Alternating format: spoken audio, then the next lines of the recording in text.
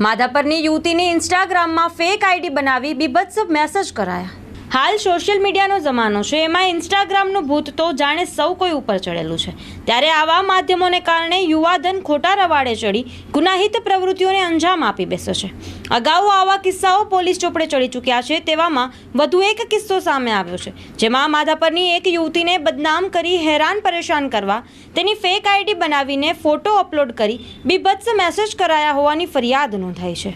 પ્રાપ્ત વિગતો મુજબ ભોગ બનનાર 23 વર્ષીય યુવતી માધાપર પોલીસ મથકે ઇન્સ્ટાગ્રામની ફેક આઈડી બનાવનાર અજાણ્યા વ્યક્તિ વિરુદ્ધ ગુનો નોંધાવતા જણાવ્યું કે ગત શનિવારે સવારે પોતાની ઓરિજિનલ ઇન્સ્ટાગ્રામ આઈડી પર તેના જ નામની બનાવેલી આઈડી પર રિક્વેસ્ટ આવી હતી, જે બાદ બપોરના સમયે મુંબઈ રહેતા એક મિત્રને ફોન કરી ફરિયાદી યુવતીની ફેક આઈડી બની હોવાની જાણ કરી હતી, જેથી યુવતીએ તપાસ કરતા ફેક આઈડી પર પોતાના અને તેની માતાના ફોટો અપલોડ થયેલા દેખાયા હતા અને બીભત્સ કોમેન્ટ પણ કરેલી હતી। ત્યારબાદ ગત મંગળવારે યુવતીના મકાન માલિકે સ્ક્રીનશોટ મોકલાવ્યો હતો, જેમાં ફેક આઈડીનું નામ બદલેલું હતું અને ત્યારબાદ અલગ અલગ 3 નામો રાખી ફરિયાદી યુવતીને બદનામ કરવાના ઈરાદે હેરાન પરેશાન કરવામાં આવી હતી।